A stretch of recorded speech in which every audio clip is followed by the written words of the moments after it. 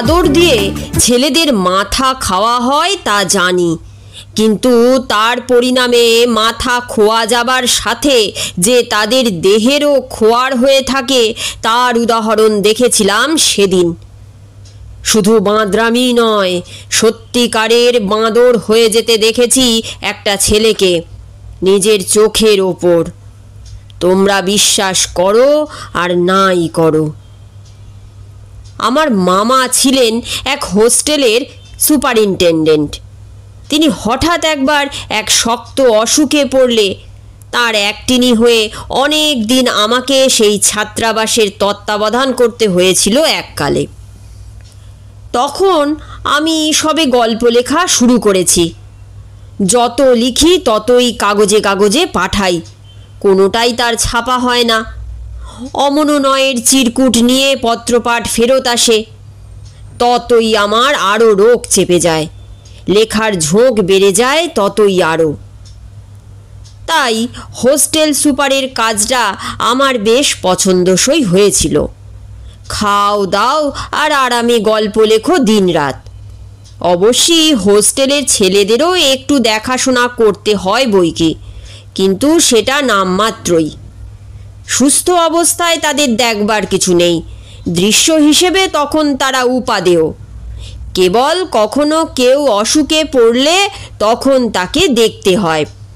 স্থানীয় ডাক্তারের সঙ্গে পাকাপাকি ব্যবস্থা করা আছে, তিনি এসে দেখেন। তখন তিনি রোজই একবার করে হোস্টেলে আসেন, দেখে যান। মানে ছেলেদের কারো কিছু দেখাবার থাকলে তারা নিজেরাই এসে দেখা দেয়, নইলে স্বভাবতই তারা অদৃশ্য থাকে। আমি তো কদাচিৎই তাদের টিকি দেখতে পাই। রবিবারের দুপুরে বিছানায় একটু গড়িয়েই না আমার গল্পের সঙ্গে জড়িয়ে পড়েছি, আর পাতা দুয়েক লিখলেই লেখাটার শেষ হয়ে যায়। এমন সময়ে হোস্টেলের মনিটর এসে হাজির। কি খবর হে? আমার পাণ্ডুলিপির থেকে চোখ তুলে তাকাতে হলো। শিলাদিত্যের সম্বন্ধে স্যার, বলল মনিটর। শিলাদিত্য তো বেশ ছেলে। আমি বললাম, কি হলো তার আবার? আজ্ঞে শিলাদিত্য, ছেলেটি বলতে একটু ইতস্তত করে। কি হয়েছে? অসুখ টসুখ করেছে তার, নাকি স্কুল পালিয়েছিল? টোটো করে রোদ্দুরে রোদ্দুরে ঘুরছে বুঝি? না মার জন্য তার মন কেমন করছে, বাড়ি যেতে চায়? নাকি হোস্টেল থেকে কেটে পড়েছে একেবারে? হ্যাঁ, পালিয়ে গেছে নাকি হে? সবগুলি সম্ভাবনাই আমার মনে গজাতে থাকে, আর আমি একের পর এক বাজাতে থাকি। ছেলেটা একেবারে বাদর হয়ে গেছে স্যার। পাণ্ডুর মুখে আমার পাণ্ডুলিপির দিকে তাকিয়ে সে বলল। হ্যাঁ? চমকে গেলাম আমি। মনিটরের মুখ কাঁদো কাঁদো, চোখ ছলো ছলো, গলার আওয়াজ ভার ভার, সমস্ত মিলিয়ে অতিশয় সকরুণ। আমার গল্পের মাঝখানে কারো ব্যক্তিগত অভাব অভিযোগ শুনতে আমি প্রস্তুত ছিলাম না। বললাম, আর এক সময় এসো তুমি। শ্রী শিলাদিত্য সরকার বাঁদরে পরিবর্তন হয়েছে স্যার, গুরুগম্ভীর গলায় সে ব্যক্ত করল আবার। আমি দীর্ঘ নিঃশ্বাস ফেলে একটুখানি হাসলাম।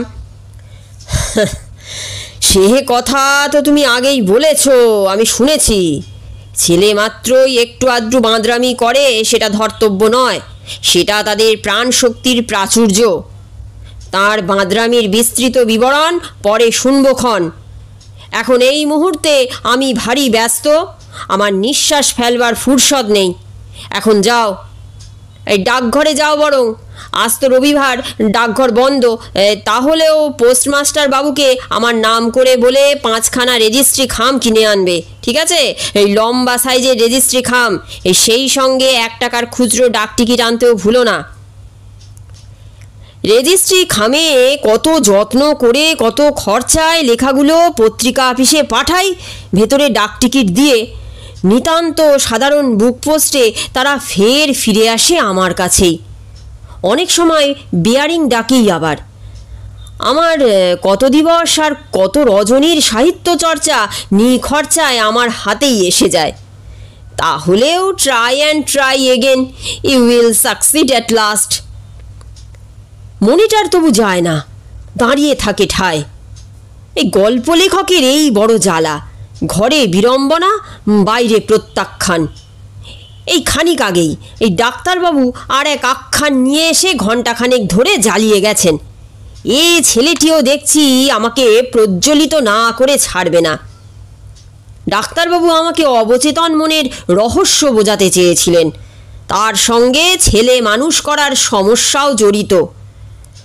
আমার হাতে যখন এতগুলি ছেলেকে মানুষ করার ভার পড়েছে, অথবা আমি তার সুযোগ পেয়েছি, তখন এ বিষয়ে কি করা উচিত অনুচিত তার বোধ আমার মনে জাগিয়ে গোড়ায় আমাকে মানুষ করার সাধু অভিপ্রায় ছিল তাঁর হয়তো। আমার চিরকালের ধারণা যে ছেলেরা নিজ গুণে মানুষ হয় আর পরের দোষে খারাপ হয়ে যায়। তিনি বললেন যে তা নয়। আমাদের সচেতন মনের তলায় মাটি চাপা পড়া বাড়ির মতন আর একটা মন আছে যা আমাদের অজ্ঞাত, আর তাই হচ্ছে আমাদের অবচেতন মন। আমরা জাগ্রত অবস্থায় যা কিছু দেখি, শুনি, চিন্তা করি, তা ওপরের সচেতন মনের কুটুরি থেকে চুইয়ে চুইয়ে তলার কুটুরিতে গিয়ে জমা হয়।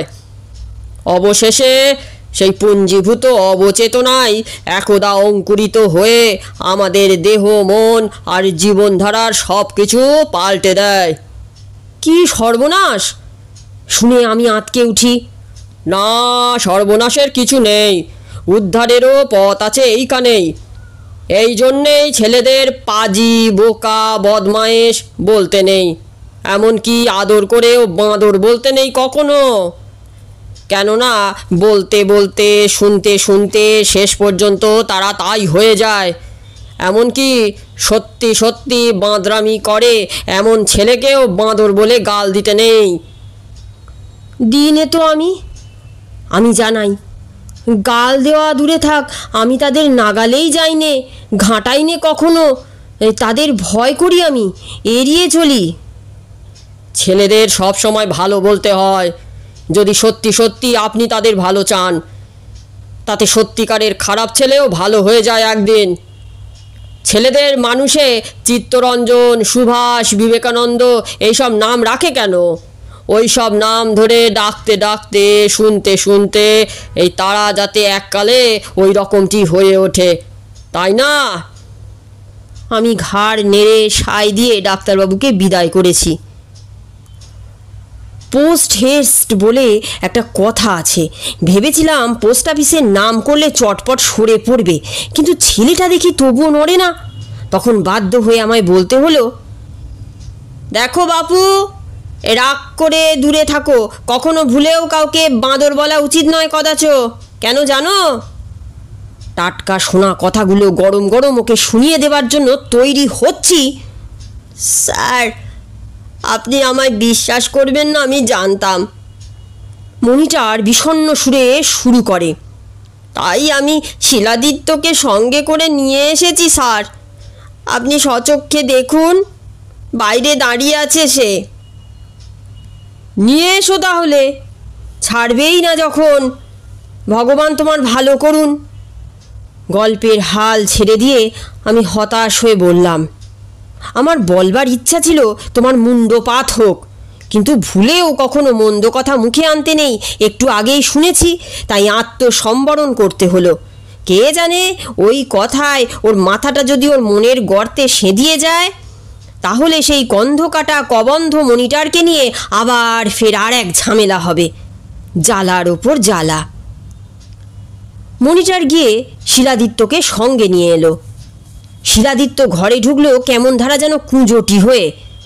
তার মুখখানা কীরকম যেন, মুখের রং পাঁশুটে হয়ে গেছে, রেখায় রেখায় কোঁচকানো, চোখ বসে গেছে গর্তের ভেতর, আর নাকটা মনে হলো চ্যাপটা হয়েছে আরও। উপরের ঠোঁট নিচেরটার চেয়ে আরও মোটা, মুখের হাঁ বড় হয়েছে বেশ। দু পা দুমড়ে সে আমার সামনে ত্রিভঙ্গ মুরারি হয়ে দাঁড়ালো, কিম্ভূত কিমাকার ভঙ্গিতে। আমার সন্দেহ হলো ছেলেটা কিছুদিন আগে স্কাউটিং ক্যাম্পে যখন বিহার মুল্লুকে গেছল, তখন সেখানে রামলীলা দেখেছে, তারই হনুমানের ভূমিকা নকল করছে এখন। নাকি হনুমানই ওর অবচেতন মনে সেধিয়ে ঘোর সর্বনাশ করে এই লীলায় প্রকট হয়েছেন কিনা কে জানে। এসব কি বাদরামি হচ্ছে তোমার? সোজা হয়ে দাঁড়াও। আমি ধমক দিলাম। না না, বাদরামি নয় বলেই সামলে নিলাম আমি। এ তোমার কেমন ধারা রসিকতা? না স্যার, কি বলেছেন আপনি? বাদরামি বটে, বাঁদর আমি। ঠিকই ধরেছেন আপনি, আমি বাঁদর হয়ে গেছি স্যার। তার কথাগুলো যেন আর্তনাদের মতোই শোনালো। হ্যাঁ, যতদিন পেরেছি আমি লুকিয়ে রেখেছিলাম স্যার, কিন্তু আর পারা যাচ্ছে না। লুকিয়ে আর কি হবে, এই দেখুন। বলে শটান এক লাফে সে সিলিংয়ের পাখার উপর গিয়ে বসলো। পাখা ধরে আবার দুলতে লাগলো অবলীলায়। নেমে এসো, নেমে এসো, নেমে এসো। হচ্ছে কি এসব? পাখা ভেঙে এক্ষুনি ঘাড়ে পড়বে আমাদের। বুঝতে পেরেছি তুমি হাই জাম্পে পোক্ত হয়েছো বেশ। আসছে স্পোর্টসে ফার্স্ট প্রাইজ মারবে। বলতে বলতে ডাক্তারবাবুর কথাগুলো আমার মনে পড়ে। হ্যাঁ, তোমার উচ্চাশা আছে, উঁচুতে উঠতে চাও তো তুমি। তা আমার দৃঢ় বিশ্বাস তুমি আরও উঁচুতে উঠবে, অনেক উঁচুতে উঠবে। উঠবে তুমি, আর আরও আরও আরও উপরে উঠবে। উঠতে পারি স্যার, জানালো সে। ছাদে উঠতে পারি লাফিয়ে, দেখাবো আপনাকে। না না না না, রক্ষে করো। শুনেই আমার হৃদকম্প হয়। লক্ষ্মী ছেলের মতন এখন ভালোই ভালোই নেমে এসো তো বাবু। নেমে এসে সে জামার বোতামগুলো খুলে ফেলল। তারপর স্যার এই দেখুন। দেখলাম তার বুক ভরা ঘন বিন্যস্ত কেশরাজি বেশ সুবিস্তৃত হয়ে গজিয়েছে, যা কোনো বালকের কুত্রাচও দেখা যায় না। তারপর সে হাত মুঠো করে নিজের লোমশ বুকের ওপর চাপড়াতে লাগলো, আর আওয়াজ বেরুতে লাগলো গম গম। তারপর সে মুখ তুলে এমন একখানা হাঁক ছাড়ল যে টারজান কোথায় লাগে তার কাছে। তার হাঁক ডাকে আমি বিচলিত হলাম। কি সর্বনাশ! সর্বনাশের আর বাকি নেই স্যার। আমি বাড়ি যাব কি করে তাই আমি ভাবছি। বাড়িতে সবার কাছে মুখ দেখাবো কি করে? মা যখন আমার ল্যাজ দেখতে পাবে। ল্যাজ? ল্যাজও গজিয়েছে নাকি তোমার? এবার আমি সত্যি চমকে যাই। আমার বিশ্বাস হয় না। কই দেখি তোমার ল্যাজ। শিলাদিত্য আমার সামনে পিছনে ফিরে দাঁড়ালো। হাফ শার্টটা গুটিয়ে নিয়ে হাফ প্যান্টটা একটুখানি নামালো তার। দেখলাম তার পশ্চাৎভাগে, যেখানে সেটির থাকা উচিত কিন্তু আদৌ থাকা উচিত ছিল না, সেখানে একটি যথার্থই ল্যাজ। বেশ পুরুষ্ঠ একখানা, হাত দেড়েক লম্বা, লোমশ। আরও নামাবো প্যান্ট? বলল সে। না না, বাধা দিলাম আমি। আর নামিয়ে কি হবে, দেখা যাচ্ছে স্পষ্ট। একটু পরীক্ষা করে দেখা যাক বরং। বলে সেটা ধরে একটু টানলাম, দেখলাম শক্ত বেশ, আমূল প্রথিত।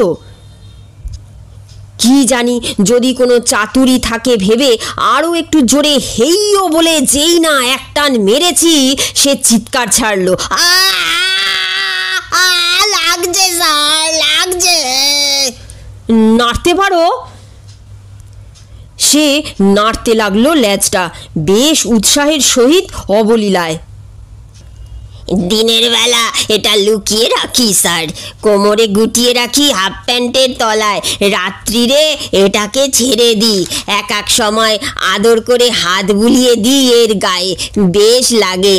কখনো কখনো খেলা করি এইটা নিয়ে। বেশ ল্যাজ দেখে শুনে আমি বললাম, গর্বের বস্তু। তবে এটা আর না বাড়লেই বাঁচি। তখন গুটিয়ে লোকচক্ষুর আড়ালে রাখা যাবে কিনা সন্দেহ। বাড়ছে স্যার, রোজই একটু করে বাড়ছে। সে শখিদে ব্যক্ত করে। 7 দিনে 8 ইঞ্চি করে বাড়ে, ফি হপ্তায় মাপি আমি। তাহলে হয়তো 3-4 হাত লম্বা হবে। আমার ভয় হলো। কিন্তু এমনটা হলো কেন বলো তো? কতদিন থেকে হয়েছে? এই তো সেদিন তুমি ক্যাম্প থেকে ফিরে এলে। সেই ক্যাম্প থেকেই স্যার, আগের থেকেই হচ্ছিল তলায় তলায়, কিন্তু বুঝতে পারিনি। এবার ক্যাম্পে গিয়েই টের পেলাম। জঙ্গলি জায়গায় ক্যাম্প পড়েছিল আমাদের, চারধারেই গাছপালা। ছেলেরা সব গাছে চড়ছিল, পারছিল না, পড়ে যাচ্ছিল ধূপধাপ করে। হঠাৎ আমার মনের তলায় কে যেন গর্জে উঠল, দেখিয়ে দে গাছে চড়া কাকে বলে, দেখিয়ে দে না এদের একবার। আমি বললাম, দূর, তোরা কোনো কমবেন না, কি করে গাছে চড়তে হয় তাই জানিস নে? আমি চড়ছি, এই দেখ, দাঁড়িয়ে দেখ, শেখ আমার কাছে। এই বলে এক লাফ মেরে গাছের মগডালে গিয়ে উঠলাম। তারা তো অবাক। তারপর এ ডাল থেকে সে ডালে লাফিয়ে লাফিয়ে যেতে লাগলাম, একেবারে অনায়াসে। তারপরেই দেখুন, দেখতে দেখতে আমার ল্যাজ গজালো, আর এই বুকের ওপর। ওর জন্য তুমি কিছু ভেবো না, বড় হলে সবার বুকেই চুল গজায়, না হয় তোমার একটু আগেই গজিয়েছে, ও তেমন কিছু নয়। চুল হয়ে যাক চুল, কিন্তু স্যার আমার এই ল্যাজ। অপারেশন করে কেটে বাদ দিলেই হবে, তখন আবার তুমি আগের মতোই হয়ে যাবে। এ নিয়ে ভেবে ভেবে মন খারাপ করো না, বুঝলে? মন হচ্ছে ভয়ানক জিনিস, কখনো খারাপ করতে নেই। মনের মধ্যে আবার আর একটা মন থাকে কি না, অবচেতন মন। মন খারাপ করতে গিয়ে যদি সেটা খারাপ হয়ে যায়, তখন সে আবার আরও খারাপ, ভারী ঝামেলা। ল্যাজটা তাহলে আমার সেরে যাবে স্যার? তাকে যেন একটু উৎসুক দেখা গেল। বললুম তো, ডাক্তাররা কত হাত পা কেটে জোড়া দিচ্ছে, এ তো সামান্য একটুখানি ল্যাজ। খানিক আগে ডাক্তারবাবু এসেছিলেন, তখন দেখালে না কেন তাকে? চলো, তোমাকে নিয়ে ডাক্তারের কাছে যাই। কোন ডাক্তারের কাছে যাবেন স্যার? কোনো ভেটারনারি ডাক্তারের কাছে নাকি? মনিটর এতক্ষণ চুপ করে থেকে এইবার একটা কথা বলল। ভেটারনারি কেন, আমাদের ডাক্তারের কাছে। ভেটারনারি না হলেও তিনিও তেমন আনাড়ি নন, রীতিমতন ভেটার্ন ডাক্তারই বলতে হয়। শিলাদিত্যকে সঙ্গে সঙ্গে নিয়ে ডাক্তারখানায় গেলাম। ডাক্তারবাবু, কিছু মনে করবেন না, যদিও আপনি ভেটারনারি ডাক্তার নন, তাহলেও অনেক ভেবে চিনতে আপনার কাছেই এলাম।